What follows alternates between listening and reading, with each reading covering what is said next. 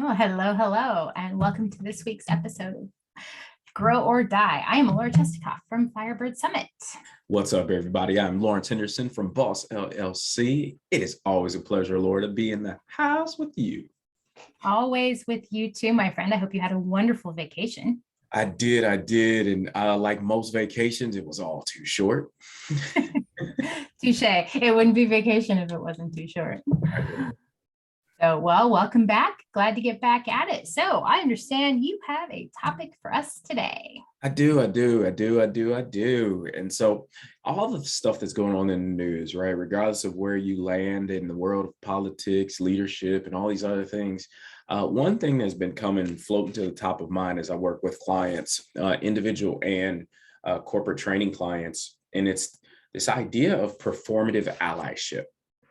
And how it's been coming up is, as we year after year over year, we get ourselves removed from all the stuff that happened in 2020, the pandemic, and this idea that people are getting back to air quotes, business as usual. And now it's like, okay, where are their statements of, allyship, advocacy, all these, because again, most organizations got real cute and fancy with their words on their websites and started putting people of color on their websites. Didn't even know they had people of color that were employed for them, had women on their websites, and there were women in leadership at their organization. And so all this amazing stuff happened, but it seems like the message is getting further and further away from action. And I'm seeing it as performative. And so just talking through, kind of what you're seeing, kind of how you feel about, again, Roe versus Wade, like all this stuff is popping up in the news. And again, on the surface, everybody's doing the dance, like, yes, we support. And then behind the scenes, they get real silent real quick. So yeah, that's my topic for today. Okay, well, I think that's actually taps into a lot of really big stuff. So I think, so it's funny you mentioned that. I was actually just reading an article in the Atlantic like 10 minutes ago about how, the idea of hybrid work is basically dead. Everybody's going to go back to the damn office, right? Like, and it's funny because I have been working remotely for almost 15 years. So for me, and in like my industry in particular, like working from home has been a thing for ages. I mean, the company I work for these days doesn't even actually have offices in the United States. Like we don't actually have an office space anywhere. And so it's one of those things that I look at and I watch, and it was getting me thinking, kind of to your point, right? That there's a lot of stuff that in the chaos of the pandemic, people made a lot of noise about changing. But then we get back to kind of this, all right, so things are kind of getting back to normal. So we can all kind of like settle back into the most comfortable spot for us. And so I don't know that I would consider that as much, kind of to your point, like a performative issue, and definitely not an allied issue. But I think it's maybe part of a broader trend, right? Is that there's a certain kind of gravity well, I think, that a lot of us will fall back into just out of comfort or habit, or whatever it is. And some of it, I think, at an organizational level is really institutional, right? I mean, it's funny. I always find it hilarious when especially conservatives get really pissed at the phrase institutional racism, when the reality is our institutions are built to support a structure, right? Our legal system having a racial bias is only one manifestation of that, right? Companies, like, I was working for a company not, at the beginning of this year that was, during the pandemic, tried to go completely virtual. But the moment it was done, like, you had to be back in the office. And even for people like me who are on the other side of the country, I kind of got like an official exemption that I didn't have to be in the office. But the reality is decisions are made in the office. And if you're going to be in a leadership role, that's where it happens. So I think this is maybe, to me, part of what the real issue is. It's that we pretend we're going to change something. We pretend we're going to do something different. But at the end of the day, our organizational DNA has been organized in a specific way. And when there isn't, so much diametrically opposed force pushing against that, things kind of settle back into their most naturally comfortable state. And oftentimes that has to do with leadership, but it also has to do with, systems and tools and process. I mean, I remember about 6 months ago, I was interviewing candidates for a role to work underneath me. And as it happened, all the 3 candidates I sent to my boss to interview were all women. Now, mind you, I was the only woman on the leadership team. So as it was, this was an ongoing conversation that, they kept hiring guys and they just kept hiring guys. And I kept pointing out, guys, like, I shouldn't be the only estrogen here. This is not cool. But when it came down to it, my gravity well in that conversation was definitely, had an inclination towards a female bias for my own mule-headed reasons. But it was noticed, right? When I sent those candidates on to my male boss to have him talk to him, he's like, wow, you sent me 3 women. I'm like, what the hell did you think I was going to do? And I think that's kind of what is maybe almost more visible now on a lot of levels, right? To your point, right, about the allies, about are we really, manifesting the diversity we've given voice to, and all kinds of things. Like, I think the pandemic sort of shook up business as usual enough that we could sound really good about all the things we were going to change and all the things we wanted to do better. But as things kind of trickle back down, it's like, it actually feels to me like, it feels like New Year's resolutions, and we're coming in on like February 2nd now. And it's like, yeah, that gym membership maybe wasn't such a good idea. You hit it. And I think some of the language I've been hearing around what you just described is kind of this, the virtue signaling, right? Where people are getting called out now and like, hey, where are your receipts? Because your statements appeared after you were called out, to your point, like, hey, you said you wanted diversity statements, are really cute. You got your inclusion statements are really nice. But then it's like, okay, oh, you only did that because everyone was doing it, right? It's the New Year's resolution stuff. And so now that the kind of the eyeballs or the optics are kind of settling in and the dust is settling, it's like, okay, let's go back to what we believe we were, because that's easiest for us, because what we really signed ourselves up for, or what we put out there, is actually going to take longer, and it's actually going to take some effort. And I think what really is behind that effort is people's inexperience with that space of change, right? Operationally, we could change. We know the business, we see trends in business, but from the human side of things and what this really means to actually, okay, craft and hone in on, okay, what are the benefits of change towards, in particular, something like hybrid. I recall the first company I worked for transitioned out the military. Like you said, hybrid has been a thing for decades now. And the company I worked for, we got 2 hybrid days a week. And the statistics and the reports are already out that they're more often than not, employees, when they were home, working from home, they actually worked longer and actually were more productive because they didn't want to lose the benefit of working from home. And so now that you had people, and there's fewer distractions. Like there's a lot, there's, you don't have people like doing drive-bys your desk, trying to, kind of just divert you. So yeah, totally. Yeah. And I think that's a really important point too, right? Is that there are places where it's kind of well enough established that, post-pandemic, it's not going to change, right? Like I said, my company these days, we don't even have actual offices. Like, everybody works from home. That's just the way it is. And that's a fundamental tenet of the business. But places that only kind of were reacting to the pandemic, I think those are going to be the ones that have the hardest time, especially if it's at a leadership level. Again, when you have leaders who, and there were a lot of really great articles on this over the past 6 months or so, where, leaders are, eager to get back to the office. It's like, well, why is that? Like, I get it. I totally, absolutely get it. Because the higher up the food chain you get, the more your job is about influence. It's not about executing an actual, physical deliverable that you're trying to get done. It's about influence, and it's about relationships. And especially for people who, are not what you would call digital natives, like, their principal form of forming and establishing those relationships to be able to have, the kind of measured influence they're looking to be able to execute in their organization, they rely on face-to-face time for that. And even those of us who, are fairly native digitally, like, there's still no real trade-off, right? I mean, we saw it when we were going through coaching training. We were on calls every single week between it, but it was being in the room together for those 3 days, you know, at those different intervals during training that really, really like helped with the bonding and the relationship development and things like that. And so you can't ever like completely discount that. But I think the reality is there are so many places that are going to just really struggle because all of the sort of elasticity out of their organization has kind of been stretched to its limit with, you know, over the past couple of years.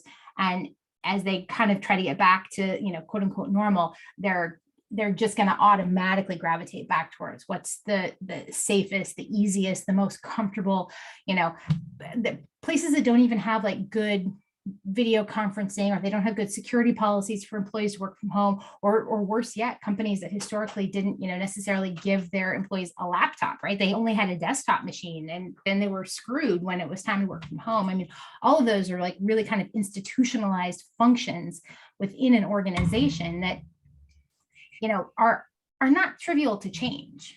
Yeah, and I think something key there is like you said, it's learning how to deal in the world of and that's something we've talked about before. It's in versus going back to it's a this or a that. And in particular, I never forget a couple friends and family members who their offices, the entities, government entities and different things like that were like mandatory. Everybody come back to the office like on this date. And then a couple weeks later, everybody in senior leadership got COVID. And so they're like, let's go back to this flex schedule immediately. And so I think understanding, and particularly at the leader level, is saying, hey, yes, we may have not had the elasticity of it before in the structure, but now, okay, what does a yes and world look like? Because we had to over the last several years. So my thing is for those companies who you kind of held your breath waiting for it to be over, whether it was around technology, around flex work, around doing diversity in meaningful ways, it really speaks to, okay, there's an expectation at the employee level, the folks doing the work, and even at the frontline leader level. But like you said, at the senior leader level, okay, you're having expectations that we flex. What does flexing look like at that senior level? And getting understanding, all right, is this a policy procedure or your preference? And that really become, all right, what's the distinction here? Is like, you have a preference of us coming back into the office, but is that realistic based on the fact that you got COVID numbers going up in some areas of the country again? Yeah. And so what is this, like this reality still exists? And oh, by the way, this tells me that as a leader, and I tell you, and I love this, I did this psychological safety course for a client. And one of the things that came up that was super important around creating psychological safety in this new world is engineering opportunities to connect. And I think this new digital world, how me and you, right? Since we've been in that one weekend of coach training, me and you have never been in a space together. And so now engineering these opportunities to do this podcast, to do these video calls. And I think this level of effort and intentionality of us checking in weekly, like, hey, are we on? What's going on? You good? All right, have fun. Come back. See you next week, right? And I think just that level of effort in communication is not something that was taught before. And so now leaning into leveling up on your ability to connect, to communicate, and engineer opportunities to move us forward is kind of, I believe, a pillar of the future of work and engagement. Oh, I agree. And I would say that, you know, you and I have the advantage in that we're both self-employed, right? Like, so we can both say like, hey, you know what, this is a priority for me, and I will and continue to organize, you know, my life in a way that supports that. You know, you have some parts of your business that are in person when they can be, but you have the ability and the flexibility to go back and forth, you know? And so that's something that's very deliberate, and that I think it's a lot easier to change it when it's just your own patterns you're trying to change rather than an organization that's got, you know, I think one of the things that I always look at that makes me groan and roll my eyes a lot is when you start looking at, you know, basic security policies. It's like, okay, well, none of your security policies work for somebody who's going to work from home. None of your security policies work for someone that, you know what, they're going to do work on their damn phone. Just get over it, figure out what you need to do, like, and lock down what you can. But really, the idea that your employees are not going to use, Slack on their phone, or they're not going to, you want them to be accessible for their email, but then you're not going to make it viable for them to do it. Like, that doesn't even make sense in like the modern way at all. But a lot of companies really, really struggle with that, because they turn into deer in the headlights, right? And they kind of panic and like, well, but what about this? And what about this? And they get so caught up in the, well, what about, and what about this? And these kind of like horror story edge case scenarios. It's like, okay, look, you can spend your whole life trying to plan for the 2%, or you just move on and make sure the 98% can keep trucking. And I think that's really where some of this gets bogged down a lot. And I think a lot of it's very unnecessary. I will say, though, there is one other factor that I think is also contributing to what you're seeing in terms of, as you said, right, people who were during the pandemic were very like out in front about their diversity and how, committed they were to being an ally and all this kind of stuff, and how they're starting to back off right now. And I think that's the economy, right? So I think the other big thing is that during the pandemic, if you had a real, especially specialized workers, it was a buyer's market. I know people who changed jobs like 3 times during the pandemic because they were minding their own business and they got an amazing job offer. And then, now I had someone I used to work with who took an amazing job at one of the crypto companies and then got dropped like a hot potato less than 2 months after he took the job, because crypto just went belly up and they're just laying people off like crazy. And I think that is also going to be part of the problem, right? As we switch from an employee's perspective from a buyer's market to a seller's market, the amount that companies feel they really need to put themselves out there is going to start shrinking back. And I think that is always unfortunate, because as long as they feel like they have, they're holding all the cards, why the hell, how much do they really need to bother? And I think that is really probably one of the things that'll be the most interesting to watch, because the ones who continue to try to put their money where their mouth is are making an effort to try to make sure they're engaging and soliciting the right types of employees, that both to bring them to the company and to keep them at the company. I think the ones who see this as oh, well, shit, recruiting's not gonna be a problem anymore, so why the hell do I need to bother? Yeah, those are the ones that you probably want to be careful of.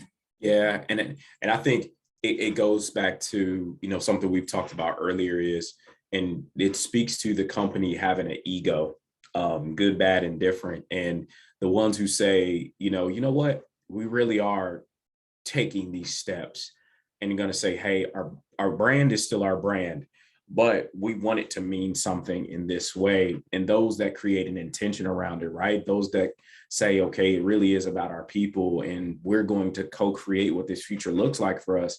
They're the ones that get it from a relational standpoint. And those, like you said, the other ones that are just like, we'll wait you out. Or we'll just keep doing it because the newest thing will take attention away from what we're continuing to do. Reason why certain industries took to it faster than others. And some just kind of stayed put, in banking industry being one of them, like, all right, you'll still need money. And so I think that's actually another thing too, right? I think there are definitely industries where we've seen such widespread disruptions, right? I think supply chain is obviously a really good example, right? Where even if the hiring market changes to be in their favor, they still have some really big systemic issues that they're struggling with. And so any company, so again, I think there are so many variables that can go into it.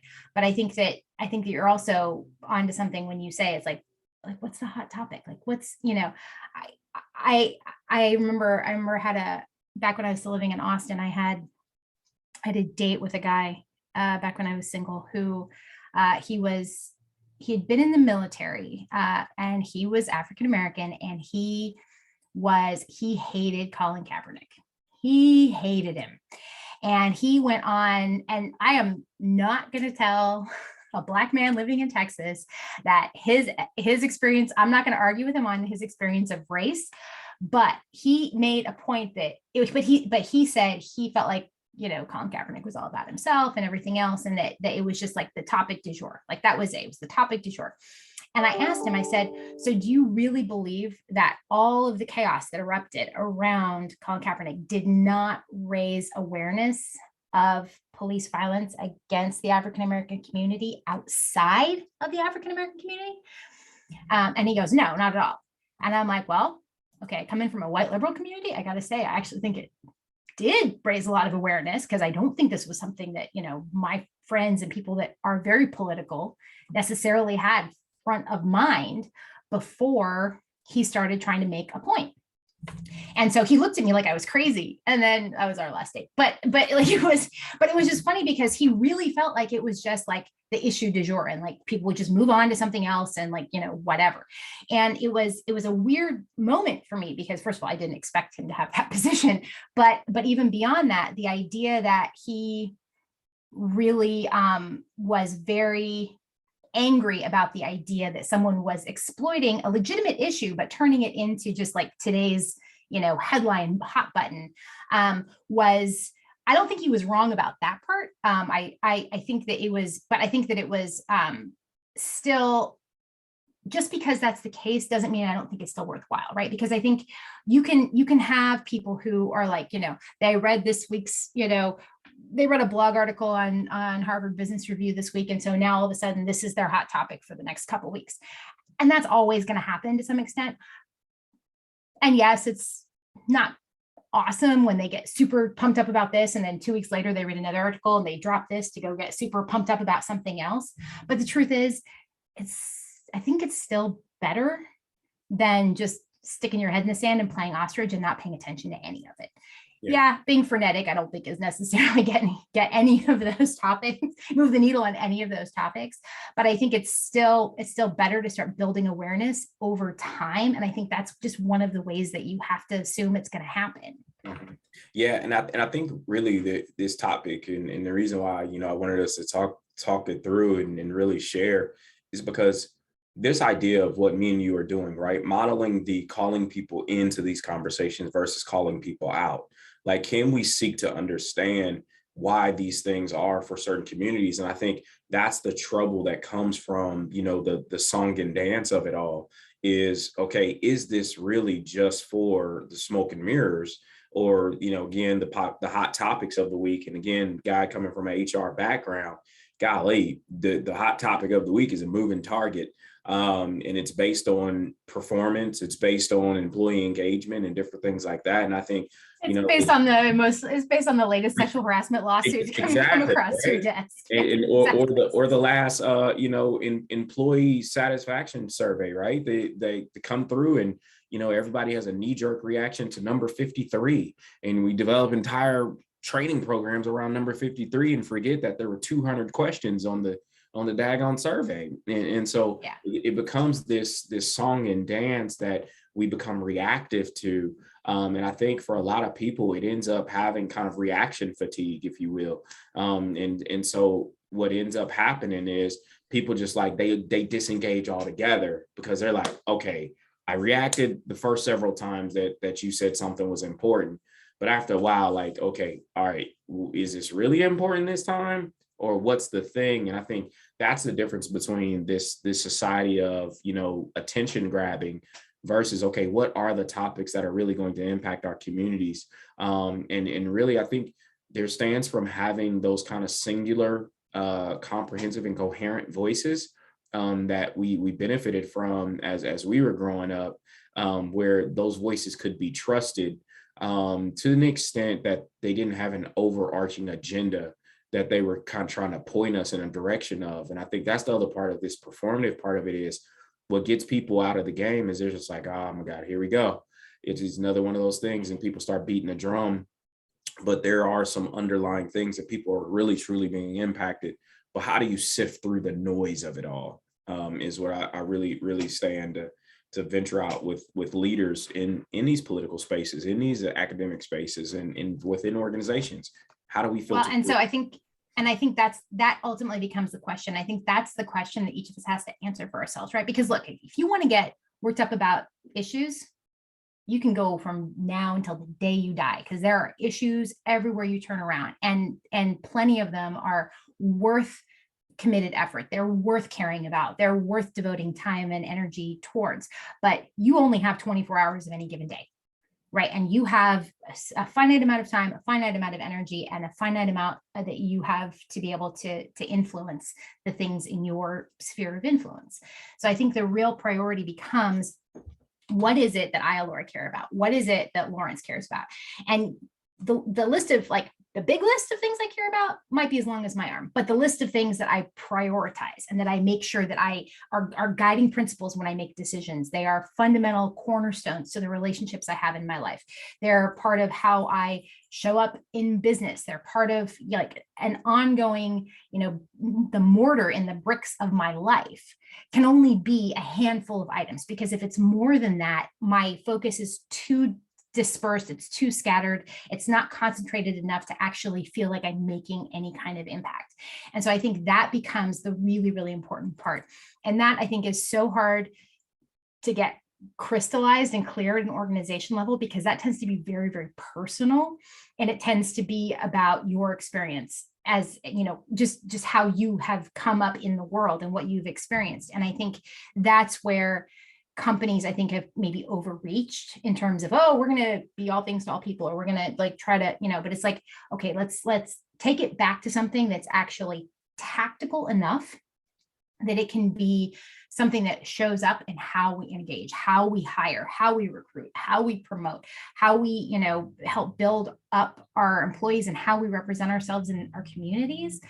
Because if you're just like trying to be, all things to all people, you're going to run out of steam before you get anywhere. Yeah. And man, you bring up a really amazing point, because, as I was talking to, one of my leader clients today, who is in charge of kind of internal kind of diversity initiative as his full-time job, and not in one of those DEI roles. It was really, we kind of landed at this place where he's figuring out that, okay, I need to figure out what makes sense to the organization now. And again, and begin to build framework and actionable things based on where we are now, and then create a growth strategy from that point. And I think that's where a lot of this, when it came onto the scene, a lot of people were like, hey, let's do it all, but then realized quickly we don't have capacity for that. And nor do we have people in position that could support that, and that's not sustainable. And because it wasn't sustainable, it just fell off. And so nobody picked it up. And I think now creating a strategy based on where you are and based on where you're desiring to go, and really truly putting some things in place, you could begin to close the gap on what this looks like. And I think it goes to that thing, we always like training people how to be with you, right? And it's that, but it has to be communicated where you are and then where you want to go, and then allow people the autonomy and the expertise to help you get there. But I think that is a level of openness and authenticity that, again, is going to require organizations to lean in to something that they haven't been good at previously. And I think this is where we as coaching, never a shameless plug to add coaching to the conversation, but it's really helping, bringing in coaches to help with teams, to help with groups, to help with leaders, to say, okay, what do you want to communicate? And then what does it sound like? And then what does it look like? And then help coaches help, these people, like leaders, synthesize, like what makes sense as a first next step. And I think moving forward and really rounding out these things in very beneficial ways, it's speaking to a level of empowerment of not only the leaders at every level, but teaching people how to take ownership and being accountable of how they show up to these spaces, and not just hit the default button on, well, you're my manager, you should know what to do. That is one of the biggest farces I ever ran into since transitioning out of the military. Even in the military, we got all this leader training, and it was probably only 10% of us that are actually good at it. And I would like to say I'm one of the 10%. But I think, and again, in life, even me and us in coaching, like, this is an active practice every single day. And if you're not willing to sign yourself up to just practice this thing, then you can hit the easy button. You can end up falling back into some old habits that you've seen success, you've been successful. And I think that's the other part of it too, is that what people and what organizations are falling back into, they're like, oh, it's not all bad. That reminds me of Marshall Goldsmith's book, what got you here won't get you there. It's like, okay, just, and I think that's always what I come back to is, okay, so yeah, it used to work. It worked. It got me to here, got me to here. But now I'm here and I want to go there. Like I think there's a very, again, back to that, what's comfortable and what feels safe and what feels, familiar. It's always easier to go back to a longstanding habit that was successful, or that helped you accomplish what you're trying to accomplish.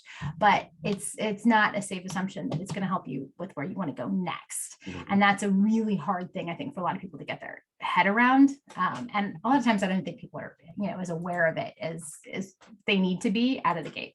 Yeah, no, and I think that awareness part is key, right? Because you start talking through, awareness has become one of the sexy terms that most organizations, like, you need to be aware, and awareness is key. But then it goes to the self-management part of it. And even as an organizational level, what are we managing around even our actions about how we're showing up in these spaces and for our people, right? And again, requesting, okay, people, you sign yourselves up for things, and then manage, helping us learn through these things. And one in particular group I was supporting, and it was almost like the leaders were getting shell shocked. They wanted to lean in, but it was like almost every time that they leaned in, they were kidding back at them. You're wrong. That was stupid. Why'd you do it like that? And it's just like, will we do that to a kid who's trying to figure it out? Like, and I say that, and for the most part, a lot of these senior leaders in organizations, they're like little kids who didn't know they're doing stuff for the first time. And so if you're going to smack my hand every time I do something while I'm trying, and but you don't get an attaboy and attagirl every time you try something, just keep at it, right? Like, keep practicing. Yeah. But communicate that level of effort, communicate those things. And I think that's what it was. It was just like everybody wanted we always joked about the younger generation being the everybody gets a trophy generation. I think senior leaders and everybody else, they turned into that. Everybody I should get a ribbon too. Oh, that's what happened. Everybody was so busy giving all their kids trophies, they decided they need to do it for themselves. Exactly. So it was like gold star for me because I put it on the website. And I think now that people are actually asking for dashboards, asking for, okay, show me your receipts, that they're running into they're having these internal conflicts of, well, I mean, we tried it and it didn't really work for us. Like, stop backpedaling. Just really be honest with where you are and how you're going to move forward. And so I think this still is a work to be done, but in context and with perspective. And I think that's the honest conversation that needs to happen. Like, okay, what's the context of why it's coming up, how it's coming up, and what's it mean for us? And I think another related part to that, right? Because you can't move on until you define what it is you care about. Also, the level of energy you're going to put behind it, right? This is one of those, like, it's so frustrating when I see organizations take on these big change efforts and don't have any senior level involvement or sponsorship. And it's like, okay, well, you want to change the direction that the ship is moving, and you don't have the captain on board. You're not actually going to get everybody to buy that. That's something that's really important if leadership is just completely, missing out of this conversation. And I think the thing that is meaningful, though, and I think it's to your point, right? It's why conversations have to keep happening is, you brought up the Dobbs verdict in the Supreme Court. At the end of the day, the biggest risk about Dobbs is that it's laid the groundwork to unravel pretty much everything else that progressives have cared about since the 60s, actually since the 40s, because a lot of it was, they're going after FDR, they're going after the EPA, they're going after all kinds of stuff. And so I think this is another thing that we're in a political environment that is, as much as a lot of us have felt unsafe during Trump's 4 years, the Supreme Court's going to make damn sure that whole line of reasoning and behavior is codified. And as they start peeling back protections and places where people were starting to feel safe, it's going to create a lack of sense of safety where we thought we had kind of put an issue to bed for the most part, at least legally, right? Never mind the other things, but at least legally. And so, gay couples who, finally were feeling better about the fact that they were at less risk of, losing their jobs for being gay, right? Like what happened, like there are so many places where like that sense of psychological safety is going to be threatened as this particular Supreme Court moves through. Companies do have a really good opportunity to try to be supportive and to try to show up. And I don't think it's unreasonable to say, look, obviously we don't get everything right, but this is, we'd want you to know that this is important. There were a lot of really great memes online, and my company sent out an email as well, after the Dobbs verdict saying, you know what, if you live in a state and somebody in your family and on your benefits needs medical care and you need to get to another state, contact us and we will help get you to a state where you can get the care that you need. And that kind of stuff, I think is, it's unfortunate that we have to handle it that way right now, but I think it's a good opportunity for companies to actually start maybe putting their money where their mouth is. And that might be a more grassroots way of them, stepping back in instead of, just putting up happy looking pictures on their website and then dropping the ball. There it is. And I think that's the keys to it right there, right?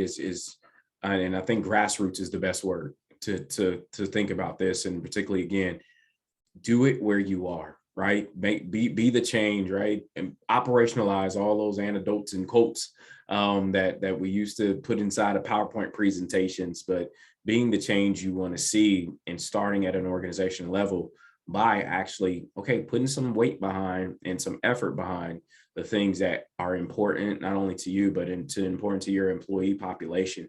But that insinuates you leaning in to open yourself up for that dialogue, for those conversations, so that you can hear it. And again, not saying that you're actioning on everything, but at least you're taking a stance on things and how you support your communities of practice and employees. And so I think again, putting some action behind, the words allyship, advocacy, and all the rest of these things in meaningful ways is the path forward. And I think, again, you go back to MLK, you go back to Gandhi, you go back to any of them, they put their effort and they put their things behind things that they truly believed in from a communal standpoint. And then they, with their lives, they leaned in on these things. So.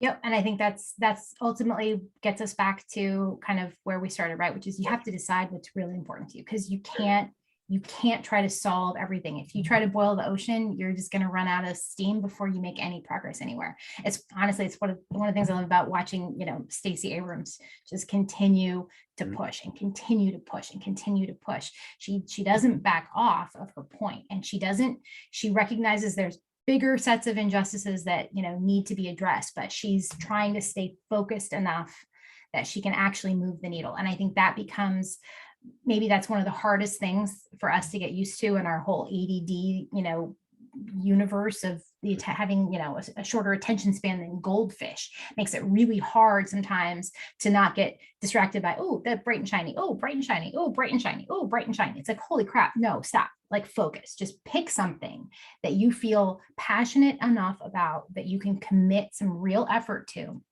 And doesn't mean you don't care about other things. It just means that you are trying to be, prudent and rational with your time and your energy and your resources. And that's where you're going to focus. And you focus on that, and you can be supportive to others who are focusing on other things. And you can be vocally, supportive. There's all kinds of ways you can help be advocates for those people. But if you need to focus, pick something that's worth focusing on for you. And I think that would probably be my number one piece of advice to everybody. You cannot solve all the world's injustices. I wish we could. If I had a magic wand, there'd be nothing I would do sooner than that, but we can't. And so you got to pick, because honestly, these fights have been going on since long before any of us were born, and they're going to be going on long after we're all pushing up daisies. So you got to be doing something that you care about enough that when you get kicked in the teeth because the Supreme Court starts, just unraveling everything you were counting on, that you can go cry in your beer, you can go to bed early, you can get up the next day, put your boxing gloves back on and get back into the ring. And I think that's the part that too many places, too many companies that try to take this on underestimate, right? They don't think of it as a fight. They don't think of it as an ongoing process. And they think it's, this nice little banner they can put up in the office or whatever it is. It's like, no, this is a slugfest and it will go on.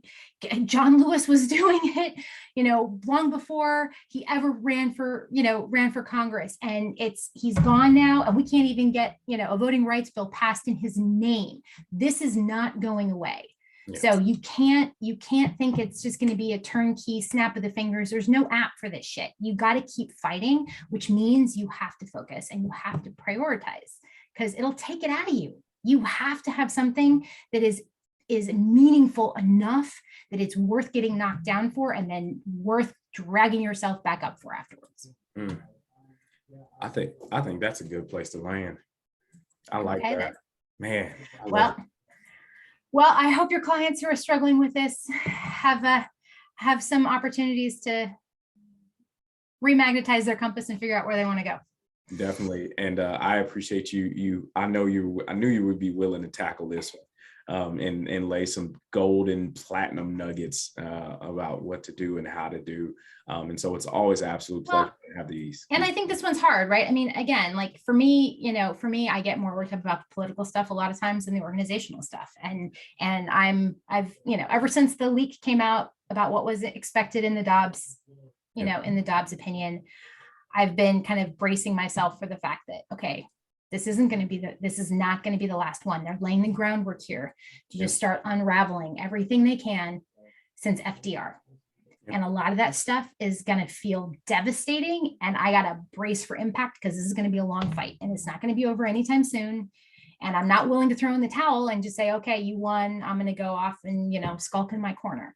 Right. So how do you focus and how do you recharge your own battery so you can get back up tomorrow and get back in the ring and make sure that you're really clear. Look, this is the stuff that matters to me. This is the stuff that's worth showing up to me. You don't have to agree with all of them. Somebody else doesn't have to agree with all of them. I don't have to agree with all of yours. But for me, this is what's worth it. And this is where I'm going to put my time and my energy. There it is. Always a pleasure. All righty. Well, thank you, my friend. I will talk to you soon. All right. Have a wonderful week. Bye.